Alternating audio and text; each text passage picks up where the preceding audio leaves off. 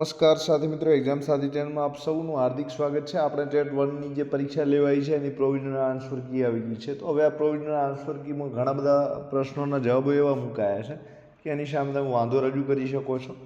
તો આ વાંધાલાયક પ્રશ્નો કયા છે, એના કયા જવાબો હોઈ શકે છે અને કયા પ્રૂફ આપણે મૂકવા, એ તમામ ચર્ચા આમાં કરી રહ્યા છીએ।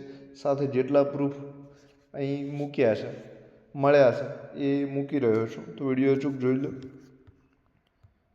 તો 16 નંબરનો પ્રશ્ન છે, વિશિષ્ટ જરૂરિયાત ધરાવતા બાળકો કે જેઓ બે જવાબ આપેલા છે।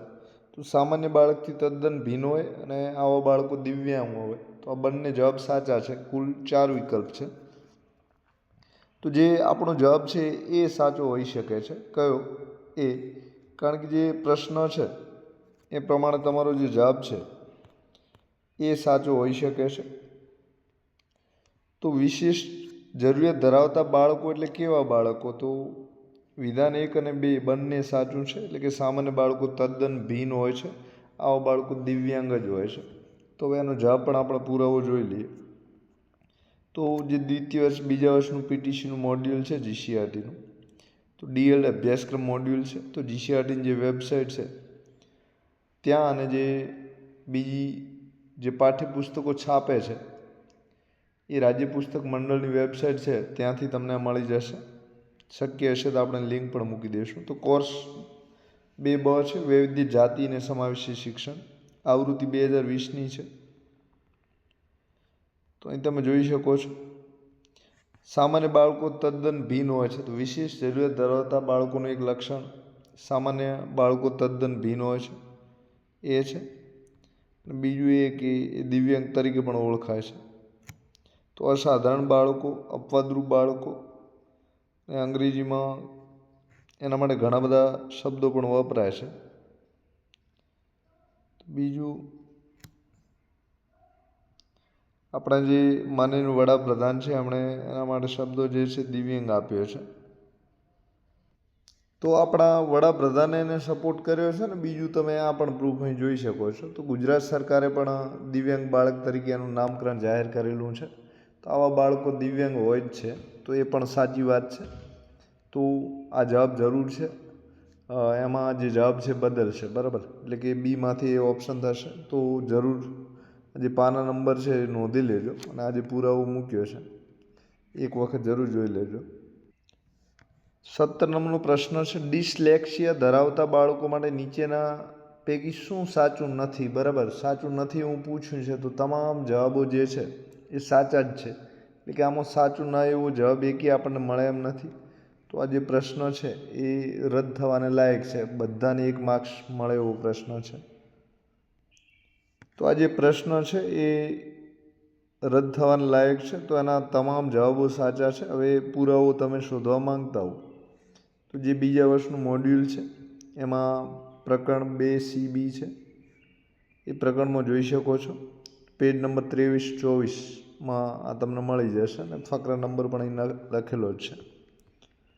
તો આનો પુરાવો જે છે અચૂક તમે રજૂ કરી શકો છો। તો અહીં જુદા જુદા લક્ષણો આપેલા છે, જોઈ શકો છો। તો વાંચનની અક્ષમતા છે એને ડિસ્લેક્સિયા તરીકે ઓળખાય છે। તો આના જે લક્ષણો છે એ તમે અહીં અલગ અલગ જોઈ શકો છો। શબ્દને ખોટી રીતે વાંચે છે, એક, બરાબર, પછી બીજું ઊંધું વાંચે છે, એટલે કે જમણેથી ડાબે તરફ, પછી દિશા ઓળખ, જમણા ડાબાની ઓળખ કરવામાં મુશ્કેલી અનુભવે છે। તો આ 3 લક્ષણો અહીં આપેલા જ છે। ચોથું લક્ષણ છે એ વાંચવામાં પણ ખૂબ ધીમા હોય છે, એ પણ સાચું છે। વાંચવામાં પણ ખૂબ ધીમા હોય છે, અતિમંદ હોય છે। તો બધા જ લક્ષણો અહીં આપેલા હોય છે। તો તમે જોઈ શકો છો જે જવાબો આપેલા છે એ સુધારવા લાયક છે, રદ પ્રશ્ન થશે, તો જરૂર એની અરજી મૂકી દેજો। તે ઉપરાંત આજે અલગથી પ્રકરણ આપેલું છે કોર્સ 1Aનું, તો એમાં પણ તમે આ ડિસ્લેક્સિયાવાળું જોઈ શકો છો। તો કે વાંચવા લખવામાં પણ મુશ્કેલી એમને પડે છે, તો આ પ્રશ્ન અચૂક તમે મૂકી શકો છો, રદ પણ થશે। તો આ જે પ્રશ્ન છે આ પણ રદ થશે, કારણ કે આમાં પણ એકે જવાબ સાચો નથી. તો જે સી છે એ મૂલ્યાંકનમાં આવે છે, એ માપન તરીકે ઓળખાય છે. પછી જે બી છે પરીક્ષણ તરીકે ઓળખાય છે. તો એ માટે માપન, બી માટે પરીક્ષણ અને સી માટે મૂલ્યાંકન. તો એવો આમાંથી એક પણ જવાબ આપેલો નથી, એટલે કે આ જે પ્રશ્ન છે એ પણ રદ થવાને લાયક છે. અને જે જવાબ છે એ એકે સાચો નથી. બરાબર, આ છેલ્લો ડી છે પણ એમાં સીમાં મૂલ્યાંકન માટે હોવો જોઈએ, તો એ પણ સાચો નથી, એટલે આ પણ પ્રશ્ન રદ થશે. તો આનો પુરાવો તમે મૂકવા માંગતા હો તો મૂકી શકો છો, એટલે કે 21 નંબરનો પ્રશ્ન છે, સાથે આન્સર કી પ્રમાણે ડી જવાબ આપ્યો છે, પણ અહીં મૂલ્યાંકન માટે સી હોવો જોઈએ, અહીં સી હોવો જોઈએ, એની જગ્યાએ એ આપેલો છે, એટલે આ પણ રદ થશે. તો સાચો જવાબ એકે નથી, એટલે રદ થવાને લાયક છે. તો પેજ નંબર મૂલ્યાંકન પ્રક્રિયામાં 8 થી 11મી લીટી છે, એમાં જવાબ આપેલો જ છે, તો જોઈ શકો છો તમે. તો આ પ્રશ્ન અચૂક રદ થશે. બરાબર, પણ પુરાવા તમે મૂકી દેજો. પ્રથમ વર્ષની જે ડીએલ અભ્યાસક્રમ મોડ્યુલ છે, કોર્સ 1-2 અધ્યયતા અને મૂલ્યાંકન નામનું મોડ્યુલ છે, એમાં તમે જોઈ શકો છો જે સૌથી છેલ્લે છે એ મૂલ્યાંકન છે, બીજા નંબરે પરીક્ષણ છે, ત્રીજા નંબરે માપન છે. બરાબર, તો આ રીતે આ જે પ્રશ્ન છે એ ખરેખર રદ થવાને લાયક છે.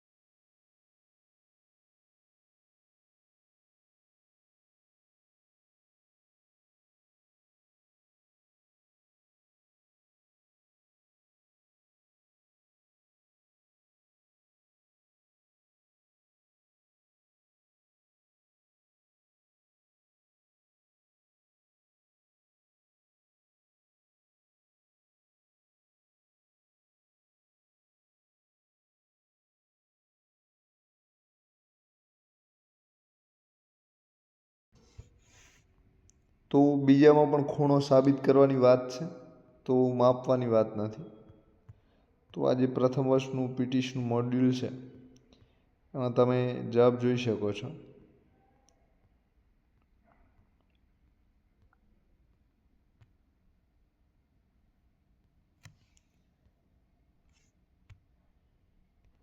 તો પેજ નંબર 46 મૂર્ત પરથી અમૂર્ત. બરાબર, તો અહીં અલગ અલગ વ્યાખ્યાઓ આપેલી છે. આપણે અહીં જે ફૂલવાળી વ્યાખ્યા છે, તો વિવિધ ફૂલો બતાવીને આંતરિક રચનાની સમજ આપવી, તો એ સાચું છે. તે ઉપરાંત બીજા પણ આના ઉદાહરણો હોઈ શકે છે, વ્યાખ્યાને જે બંધ બેસતા હોય તે.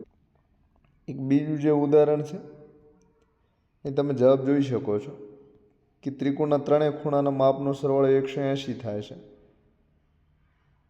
એ આપણે તારવી શકીએ છીએ. તો આ જે પદ્ધતિ છે કઈ પદ્ધતિ કહેવાય છે, તો અહીં ઉદાહરણ આપેલું છે કે મૂર્ત પરથી અમૂર્તના સિદ્ધાંત પર આધારિત આ પદ્ધતિ છે, એટલે કે એનો જવાબ પણ અહીં આપેલો જ છે.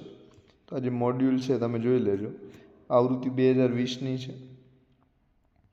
કોર્સ નંબર 6 પદ્ધતિશાસ્ત્ર વિષય વસ્તુ ગણિત ધોરણ 1 થી 5 છે, એમાંથી આ પ્રશ્ન છે અને એનો પુરાવો પણ તમને મળી જશે. તો આ છે, 2 જવાબ આવે છે, તો મૂકી શકો છો વાંધા માટે. તો આ જે પ્રશ્ન છે, હાલમાં મૂળાક્ષર શીખવાનો ક્રમ નીચેનામાંથી કયો હશે, તો સાચો જવાબ ગમન જ, વરસદ, કબ, છ, પડ, તણ, સી છે. જે આન્સર કી છે એમાં બી જવાબ આપેલો છે. તો આના પુરાવો તમને ઘણી જગ્યાએ મળી જશે. તો ગુજરાતી ગણિત વિદ્યાર્થી પ્રગતિ રજિસ્ટર છે, એમાં પણ આનો ક્રમ આપેલો છે. સાથે સમગ્ર શિક્ષા નિપુણ ભારત છે, એમાં પછી જે જૂની પુસ્તકો આવતી એમાં પણ આ ક્રમ આપેલો જ હતો, એટલે કે ગમન જ, વરસદ, કબ, છ, પડ, તણ. તો એમાં પણ આ જ ક્રમ આપેલો છે, તો તમે જોઈ શકો છો. તો જવાબ બી નહીં, પરંતુ એનો જે જવાબ છે એ સી આવશે. કયો જવાબ આવશે? સી, એટલે કે આ પ્રશ્નનો જવાબ બદલવા લાયક છે. એમાં ક્રમ વચ્ચે બદલ્યો હતો. વચ્ચે ક્રમ એવો થયો હતો કે ગમો ન જે છે એમાં નમો ગજ પણ તમે શીખવી શકો છો. નમો ગજ બરાબર, એટલે ગ ને નમો ફરક પડો તો ફરક કરો છો, તફાવત અદલા બદલી કરો છો તો કોઈ ફરક ના પડે. પરંતુ જે શરૂઆતના મોડ્યુલ છે એમાં તમને એનો જવાબ જે છે મળી જશે. તો વિદ્યાર્થી પ્રગતિ રજિસ્ટર ધોરણ 1નું ગુજરાતી ગણિતનું છે. હવે આ પુરાવો છે, આનાથી એક બીજો પુરાવો પણ તમે જે પુસ્તક છે એ મૂકી દેજો. આ પ્રગતિ રજિસ્ટરની જગ્યાએ પુસ્તકમાં ક્યાં મળે તો સર્ચ કરજો, ત્યાં પણ તમને મળી જશે. તો જે પાઠ્યપુસ્તક છે મૂકવું જરૂરી છે, તો એ તમને ખૂબ મદદરૂપ થશે. તો એના માટે તમારે ધોરણ 1નું જે ગુજરાતીનું પાઠ્યપુસ્તક છે એમાંથી મળી જશે. પછી 55 નંબરનો પ્રશ્ન છે, શિક્ષકે બાળકોને ચિંતન શક્તિના વિકાસ અર્થે શું કરાવવું જોઈએ? તો બંને જવાબ સાચા છે. સર્જનાત્મક લેખન સાચું છે, વિચારોનું સંક્ષેપીકરણ પણ સાચું છે. તો આનો જે જવાબ છે એ આન્સર કી પ્રમાણે ડી આવ્યો છે, પરંતુ ખરેખર એ અને ડી બંને સાચા છે. તો સર્જનમાં બધું સર્જન કરતાં બાળક શીખતો હોય છે, તો એની ચિંતન શક્તિનો વિકાસ થાય જ છે. એટલે કે એ અને ડી બંને સાચા છે. તો એકમ 2 ગુજરાતી અધ્યયન અધ્યાપન પદ્ધતિ જે ગુજરાતીનું મોડ્યુલ છે એમાં તમે જોઈ શકો છો. તો પ્રથમ વર્ષનું મોડ્યુલ છે ગુજરાતીનું, પેજ નંબર 34 છે. ફકરાની જે 10મી લીટી છે એમાં જવાબ આપેલો છે. તો આના બંને જવાબ સાચા હોઈ શકે છે. તો શિક્ષકો બાળકોને ચિંતન શક્તિના વિકાસ અર્થે શું કરાવવું જોઈએ? તો સર્જનાત્મક લેખન, વિચારોનું સંક્ષેપીકરણ બંને સાચા છે. તો મોડ્યુલ જોઈ લેજો. પ્રથમ વર્ષનું છે, કોર્સ 5A પદ્ધતિશાસ્ત્ર વિષયવસ્તુ ગુજરાતી, ધોરણ 1 થી 5.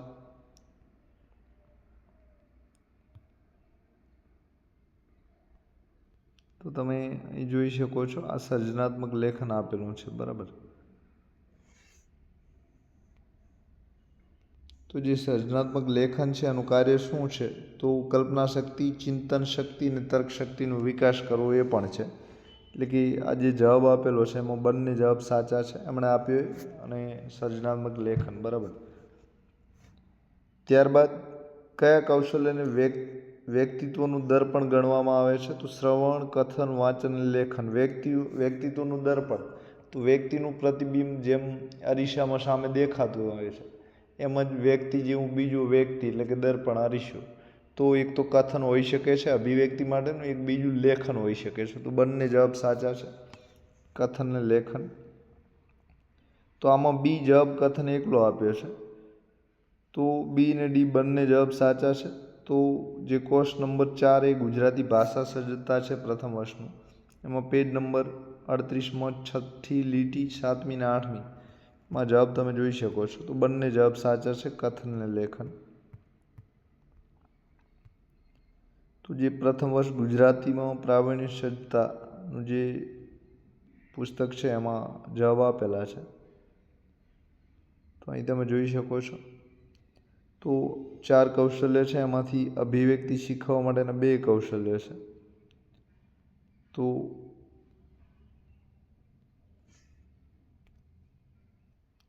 અભિવ્યક્તિ એટલે રજૂઆત બરાબર. રજૂઆત વ્યક્તિ બોલીને લખીને આ બંને રીતે વ્યક્તિનું જે અરીસા રૂપ છે એ સાબિત થઈ શકે છે, એટલે કે અભિવ્યક્તિ થાય છે. તો આમાં હજુ તમે થોડો સચોટ પુરાવો શોધવાનો પ્રયત્ન કરજો. તો આ જે મોડ્યુલ છે એ મોડ્યુલમાંથી જ તમને મળી જશે. એટલે કે જે ભાષાનું, ગુજરાતી ભાષાનું મોડ્યુલ છે પ્રથમ વર્ષનું, બીજા વર્ષનું બંને ચેક કરી લેજો. એમાં જે 4 કૌશલ્ય આવે છે એ પ્રકરણમાંથી તમને મળી જશે. તો જરૂર એક વખત ટ્રાય કરજો. તો આમાં તમારે જે વિષય વસ્તુ અને મેથડના જે ઇંગ્લિશ મેથડનું પુસ્તક છે કદાચ બીજા વર્ષમાં તમને મળી જશે, તો એમાં ટ્રાય કરજો. એમાં વર્કશોપ છે એ પણ જવાબ સાચો છે, કોન્ફરન્સ જવાબ પણ સાચો છે.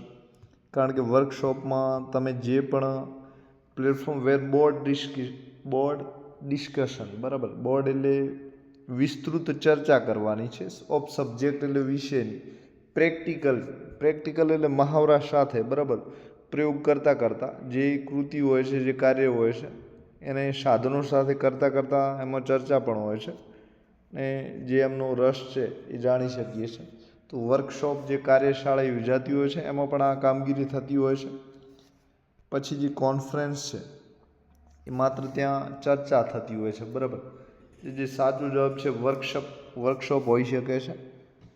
તો આ રીતે આ જે પ્રશ્ન છે એમાં એ અને ડી બંને જવાબ સાચા આવે, નહીંતર એ જવાબ સાચો છે, બરાબર.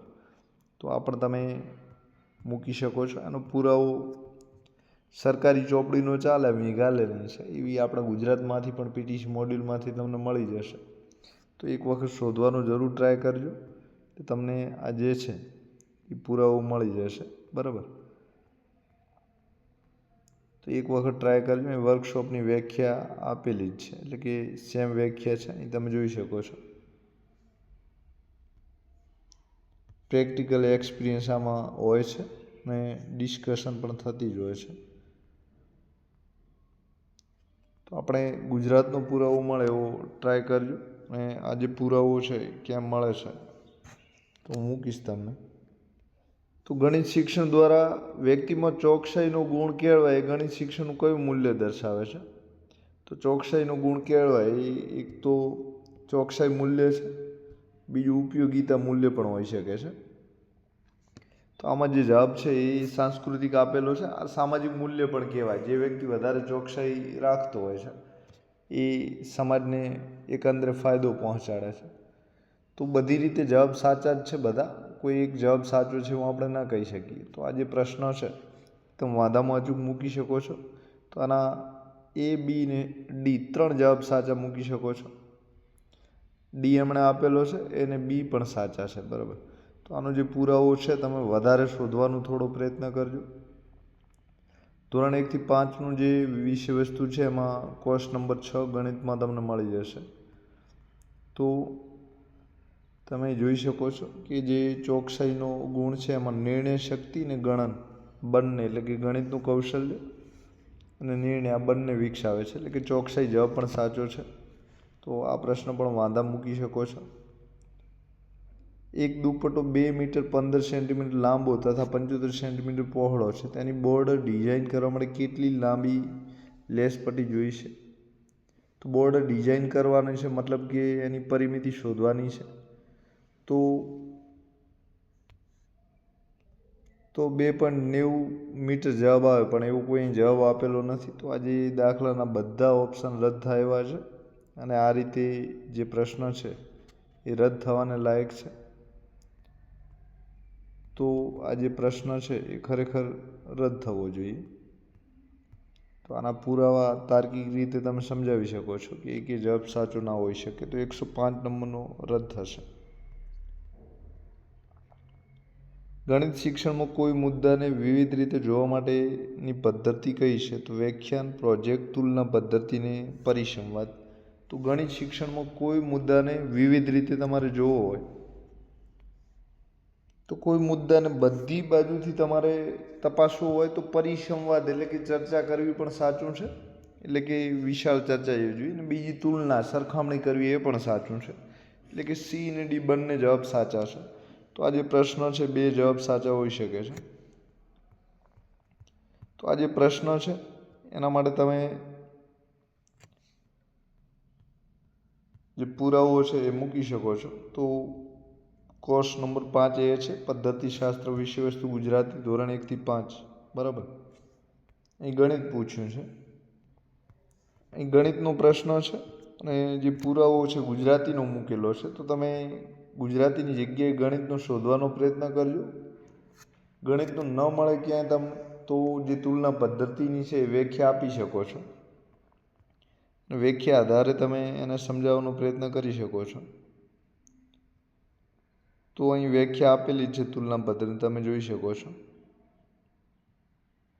આ રીતે પુરાવા તરીકે તમે મૂકી શકો છો. હવે સુધારો ના સુધારો જે કમિટી બેઝ છે એના ઉપર છે, પણ તમે તમારી ફરજ બજાવવી જરૂરી છે. એટલે કે પુરાવો મૂકો, કદાચ સુધરી જાય તો ફાયદો પણ થાય અને ના પણ સુધરે એવું બની શકે છે. કારણ કે કમિટી કઈ રીતે વિચારે છે એનું કાંઈ નક્કી ના કહી શકાય. તો એ કઈ રીતે વિચારે છે, કઈ રીતે પ્રશ્નોને હેન્ડલ કરે છે એના ઉપર સુધારવાની શક્યતા રહેલી છે. ત્યારબાદ 148 નંબરનો પ્રશ્ન છે, GCRT ગાંધીનગર દ્વારા વર્ષ 2025માં યોજવામાં આવેલ ગણિત વિજ્ઞાન પ્રદર્શનના મુખ્ય વિષયો કયા રાખવામાં આવેલા છે? તો 2025નું પૂછ્યું છે. તો જે જવાબ છે એ સ્ટેમ ફોર વિકસિત અને આત્મનિર્ભર ભારત, એટલે કે જે પ્રશ્ન છે એમાં તો આમાં સી જે ઓપ્શન છે એમાં સ્ટેપ ખોટું છે, બરાબર. એમાં સ્ટેપની જગ્યાએ સ્ટેમ આવવું જોઈએ, science and technology for maths. એમનો કંઈક અર્થ બીજો થાય છે. તો એ પ્રોજેક્ટ હતો સાયન્સ એન્ડ ટેકનોલોજી ફોર, એમનો યાદ નથી મને અત્યારે. તો અહીં સ્ટેપ લખેલું છે, તો આ જે પ્રશ્નોનું વિકલ્પ ઓપ્શનમાં ભૂલ છે. તો આ રીતે તમે જે પુરાવો છે એ પરિપત્ર 1 છે એનો એ મૂકી શકો છો કે સ્ટેપ નહીં પરંતુ સ્ટેમ છે. તો આ જે પરિપત્ર છે 30 ઓગસ્ટ 2025નો છે. તો આ જે પરિપત્ર છે અહીં પણ તમે જોઈ શકો છો કે સ્ટેમ લખેલું જ છે. તો સ્ટેમ ફોર વિકસિત એન્ડ આત્મનિર્ભર ભારત, તો સ્ટેપ એમાં લખેલું છે. તો આ પરિપત્ર તમે મૂકશો તો આ જે પ્રશ્ન છે એ જરૂર સુધરશે, કારણ કે ખોટી રીતે છપાયો છે. હવે 149 નંબરનો પ્રશ્ન છે, મનોજે ધોરણ 1 થી 4ની નોન ગ્રાન્ટેડ પ્રાથમિક શાળામાં અભ્યાસ કરેલો છે. ધોરણ 5નો અભ્યાસ સરકારી પ્રાથમિક શાળામાં કરેલો છે. તો CETની પરીક્ષાના મેરિટમાં આવેલ છે, તો તેને કયો લાભ મળશે? તો રક્ષા શક્તિ સ્કૂલમાં પ્રવેશ. તો જે પ્રાઇવેટ શાળામાં ભણેલો હોય વિદ્યાર્થી, એ બધા જ વિદ્યાર્થીઓને રક્ષા શક્તિ મળે છે. જવાબ એકંદરે સાચો છે, એટલે કે ડી જવાબ બરાબર છે. હવે એના પુરાવા તમને અત્યારે 2026નું જે CETની જાહેરનામું છે, સ્ટેટ એક્ઝામિનેશન બોર્ડની જે વેબસાઇટ છે ત્યાંથી તમને મળી જશે. તો એ જાહેરનામું એમાં પરિપત્રમાં બધી જ વિગતો લખેલી છે. તો પુરાવા તરીકે તમે મૂકવા માંગતા હો તો મૂકી શકો છો. આ જે જવાબ છે એમાં અત્યારે રક્ષા શક્તિમાં 100%, પ્રાઇવેટવાળાને 25% સીટો જે હોય છે પ્રાઇવેટવાળાને મળતી હોય છે. એટલે આ જે પ્રશ્ન છે તમે સુધારવા માટે મૂકી શકો છો. તો એના આ જે રાજ્ય પરીક્ષા બોર્ડનું જાહેરનામું છે એમાં તમે જોઈ શકો છો. આ જે પ્રશ્ન છે અત્યારે મારા અનુભવ પ્રમાણે સુધરે એવું શક્યતા ઓછી છે, કારણ કે જે સ્વનિર્ભર ખાનગી શાળામાં છે એમના માટે પ્રાઇવેટ શાળામાં જે ભણે છે એમાં રક્ષા શક્તિ જ મળે છે. આ પરિપત્રમાં પણ લખેલું છે. એટલે આનો મજબૂત પુરાવો તમારે અલગથી આપવો પડશે. હું જ્યાં સુધી જાણું છું ત્યાં સુધી રક્ષા શક્તિ જવાબ છે એકંદરે સાચો છે. તો આનો પુરાવો કોઈ સારો તમને મળે તો તમે મૂકી શકો છો. 1-2 પુરાવા છે મારી પાસે, પણ એ ભૂલ ભરેલા ડોક્યુમેન્ટ છે. પણ જે રિયલ હકીકત છે એ રક્ષા શક્તિ જ છે. તો આ પણ તમે સુધારવા માટે ટ્રાય કરજો. તો આ જે પરિપત્ર ગુજરાત સરકારની શિક્ષણ વિભાગની મહત્ત્વની યોજનાઓ છે તમે સપોર્ટમાં મૂકી શકો છો. એમાં અહીં લખેલું છે તો કે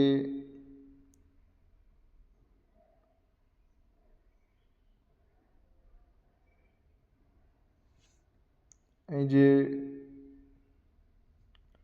લખેલું છે, બરાબર, શિષ્યવૃત્તિ મળે છે. પરિપત્ર તો ખોટો જ છે, કારણ કે જે પ્રાઇવેટમાં ભણતા હોય અને નથી મળતા. પણ તમે પુરાવા તરીકે મૂકી શકો છો, કારણ કે શિષ્યવૃત્તિ જે પ્રાઇવેટમાં હોય એ વિદ્યાર્થીઓને નથી મળતી, માત્ર રક્ષા શક્તિના એડમિશન માટે હોય છે.